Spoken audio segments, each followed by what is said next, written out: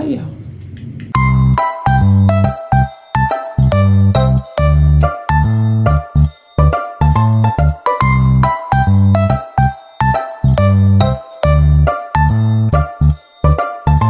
Mas magaling pa sa kanila.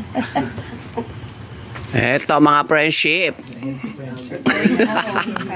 Alas 4:15 na, uwi na kami. Gusto ko magpaiwan. Sana.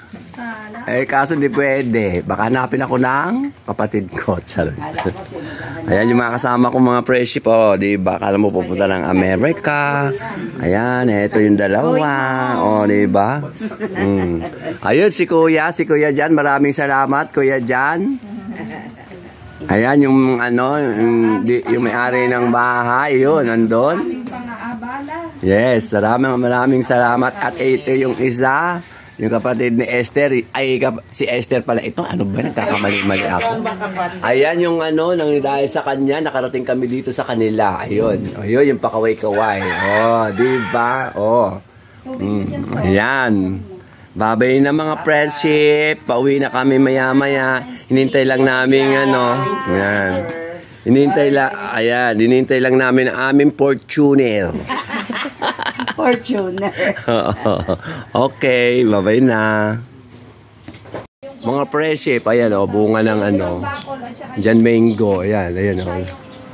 Ito yung ano, ayan. Dito manggagaling yung sasakyan namin papuntang Olongapo kaya sa Pampanga. Dito na kami sa highway. Naghintay kami ng sasakyan, pauwi na kami. At ito yung aking mga kasama. Busy. Ayan o. Ayan o. Pauwi na kami mga friendship sa aming lalawigan. At etong aming bagahe. Ayan. Ang laging ano, mga dala-dala dyan. Ayan, inaantok pa yung isa. Si Sir Jam. Busy. Digulong na sa susunod. Hindi lang digulong, dipakpak pa. Flight kami gawa. Yes. Sige na, babay na mga friendship. At naghintay na kami ng bus. Airplane, may pakpak. Ano na? 5:35 na. Ayan.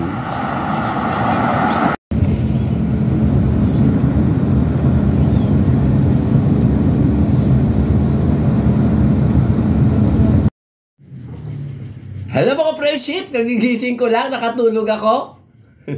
Pagkagaling ko sa Zambales, alas 3:30, dito na ako, nakatulog akong bigla dahil sa sobrang layo ng aming biyahe. From Zambales to Cabiao, 9 hours, o diba? Napagod ako sa kabibiyahe. Nakatulog ako at kagigising ko lang at mag-aalas 7 na ng gabi. Papakita ko lang yung mga binili ko sa inyo, mga friendship, doon sa pinuntahan namin sa Zambales. Sa Zambales, eto pangalan nito, Shing Aling. 35 ang bawat isa niyan. At eto yung banana chip. Saka isa pa, banana chip. Bali, 3 yung binili ko mga friendship. 3 tandaan. Yan, ito. At saka ito, dun sa Zambales, dun sa Masinloc, Zambales. Nung naglibot kami, bumili ako nitong dilis. Dilis na tuyo. Ito, pakita ko sa inyo. Ito, dilis na tuyo. Dahil marami kami bumili, may dagdag na ganito karami. Bali 50 daw isa nito pagka ito binili mo. Tapos ito, yung binili ko, siguro kalahating kilo kaya ito. Ayan. Bili ko dito 150. Ito bonus. O, di ba mga friendship? Kasi marami kaming bumili. Kaya yun, kinulit ko yung nagtitinda. Sabi ko, wala bang dagdag? Ayun, dinagdag. At ito, kung mayroong dilis na tuyo, meron naman dilis ditong, pakita ko sa inyo, dilis na tuyo yan. Ito naman ay dilis na basa. Ayan. Ayan, binili ko. Ginawa kong bagong isda. Ayan, dito ko nilagay. Doon ko tinimplan sa Zambales, doon sa may Candelaria. Ang bili ko dito, bali, 2 kilot kalahati daw ito, 100. O, diba? May dilis na tuyo. Ayan, lagay natin. At may dilis na, dilis na basa. At dilis na tuyo. O, di ba? Tuyo na dilis, tsaka basang dilis. At ito yung binili kong asin sa kanila doon sa palengke. Sumobra nung tinimplang ko ito. Ayan, ito. Ito may natira. Ito kalahati nito. Maganda yung ano nila. Tawag dito yung asin. Ayan. Saka ito, ito 20 isang ganito. Bali tatlo yung nabili ko. Nagamit ko yung isa't kalahati. Ayan, ito rin natitira. 20 pesos ang isa nito. Ito nabawas na mga pricing. O diba? Dami kong binili. Puro pampaalat. Puro pambato. Ayan. Diba? Sige na. Babay na mga friendship. At magluluto ako ng hapunan ko. Ewan ko ano iluluto ko. Mga friendship, ito na yung aking lulutuin. Ito, itlog. Ito na yung ulamin ko ngayong gabi. Dahil wala akong nabiling ulam. Ayan, di lang yan. Kundi lang yan. Ang aking bibili mga friendship. Diba? Ganda mga friendship. Parang ang dami. Dalawang itlog lang ito mga friendship. Baliktarin na natin. Dahil ako yung nagugutom na. Anong oras na? Alas 7 na ng gabi. Ngayon na uli ako nagluto ng gabi at nag-vlog sa gabi. Pang ilan ng vlog ko na yan. Balik rin natin uli mga friendship. Diba? Gutom na ako. Tom Jones na kiss. Ayan. Diba?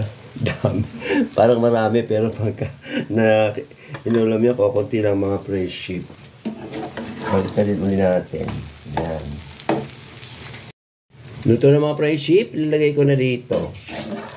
Ayan, ito. Ayan.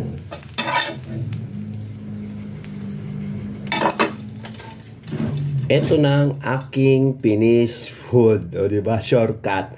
Para hindi ko nasasabihin mamaya kung ano niluto ko. O, diba? O, sige na. Kakain na ako mga friendship at gutom na ako. Hello mga friendship. Alas 7 na ng gabi. Kakain na ako. Ito, lagay ako ng kalamansi. Kalamansi juice. Sabi ni Panada Boy, kalamansi na wala naman juice. At ito yung ano, yung sariwang ito, yung bagong isda, ginamos kung tawagin. Subukan ko nga kung pwede nang ulamin. Kasi sa ginamos, mga ilang araw lang daw, pwede nang ulamin. Sa usawan. Diba? Gato ginagawa sa ginamos. Mga ilang araw, kailan ko ba binabad nung Sabado, May 24, mga friendship. Tikman natin. Paano lasa? Pag hindi ko type ang lasa, huwag kainin. Kapag okay ang lasa, ituloy kainin. O, diba mga friendship? Ayan. Parang malansa. Parang malansa na kasi lansa ko. Tingnan ko nga kung ang lasa. Tiga ito. Ayan. Tiga. Ayan, ito mga friendship ha. O, ayan o. Subukan natin dito sa kanin. Mainit pa yung kanin eh.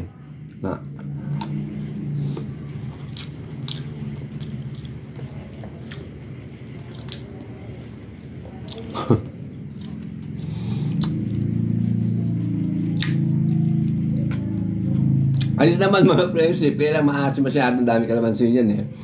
At ito kaya sabay natin ng itlog.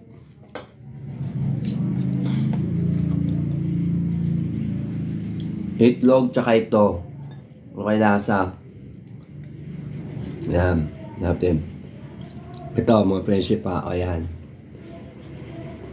Dilis na basa at tsaka itlog na prito. Ayan.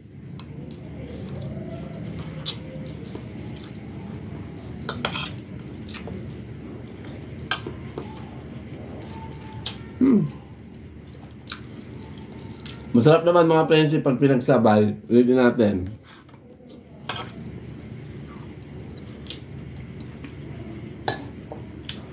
Ito. Ayan.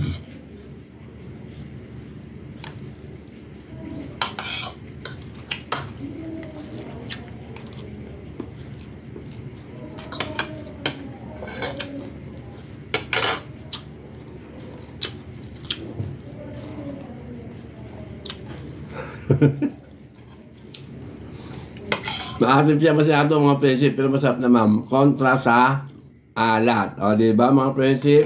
Dilis na basa. Masarap-sarap naman siya. Dilis na basa, ihalo sa itlog. Ito pala itlog. Dilis na basa, ihalo sa itlog na prito. Masarap siya. Kaya lang, maasim sa dami ng kalamansi. Sige na, babay na mga friendship. At pinakita ko lang paano tikman ito, kung okay siya o hindi. Pero, okay siya. O, diba? Babay na mga friendship. Thank you for watching. Ayaw.